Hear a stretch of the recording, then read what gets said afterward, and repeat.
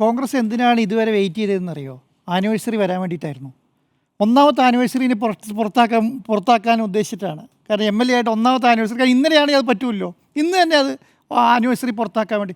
എന്തൊരു കഷ്ടമാണെന്നേ ഇത്, വളരെ കഷ്ടമാണ്. ഇപ്പം എന്താ പറയുക, ക്രിമിനൽ സ്വഭാവമുള്ള പരാതി കിട്ടിയില്ല. എന്ത് വിചിത്രവാദമാണ്! ക്രിമിനൽ സ്വഭാവമുള്ള പരാതി, എന്തുകൊണ്ടാണ് ക്രിമിനൽ സ്വഭാവം പരാതി കിട്ടിയിട്ടില്ല എന്ന് പറയുന്നത് അറിയോ? ഇന്നും പുറത്താക്കിയിട്ടുണ്ടല്ലോ, ഇതെല്ലാം കൂടി തീ വെച്ചിട്ട് പുള്ളി പോയേനെ. കാരണം മുങ്ങിത്താഴെയാണ്. ഇനി ഞാൻ കൈവിട്ടില്ലെങ്കിൽ എന്നെയും കൂടെ വലിച്ച് ഉള്ളിൽ കൊണ്ടുപോകും എന്നുള്ളതുകൊണ്ടാണ് ആ കൈവിട്ടത്. അതുവരെ പിടിച്ചു വെച്ചു. മുങ്ങിത്താഴാൻ പോകുന്ന ആളുടെ ഒരു കൈ കൊടുത്തിങ്ങനെ നിൽക്കുമായിരുന്നു.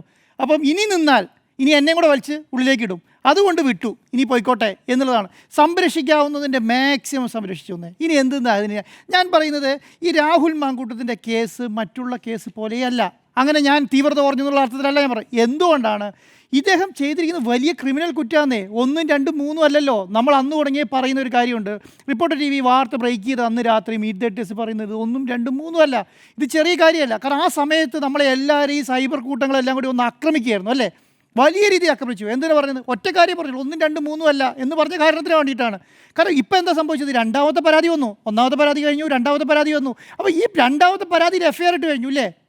ഒന്ന് ആലോചിച്ച് നോക്കിക്കേ, എത്ര പൈശാചികമായിട്ടാണ് ഇവർ രാഹുൽ മാങ്കൂട്ടത്തിനെ കൈകാര്യം ചെയ്യുമെന്ന് ആലോചിച്ച് നോക്കിക്കേ. ഒരു രാഷ്ട്രീയ നേതാവ് ചെയ്യാൻ പറ്റിയ കാര്യമാണോ? ഏതെങ്കിലും ഒരു രാഷ്ട്രീയ നേതാവ് ഇന്നേ വരെ കേരള രാഷ്ട്രീയത്തിൽ ഇങ്ങനെ ചെയ്തിട്ടുണ്ടോ? ഒരാളുടെ പേര് പറ. ഇങ്ങനെ ഇത്ര ബ്രൂട്ടലായി, ഇത്രയായി പീഡിപ്പിച്ച് ഗർഭിണിയാക്കി, ഗർഭചിത്രം നടത്തി, അത് കഴിഞ്ഞിട്ട് അടുത്തയാളെ പീഡിപ്പിച്ച് ഗർഭിണിയാക്കി, ഇതെന്ത് ശൈലിയാണെന്നേ.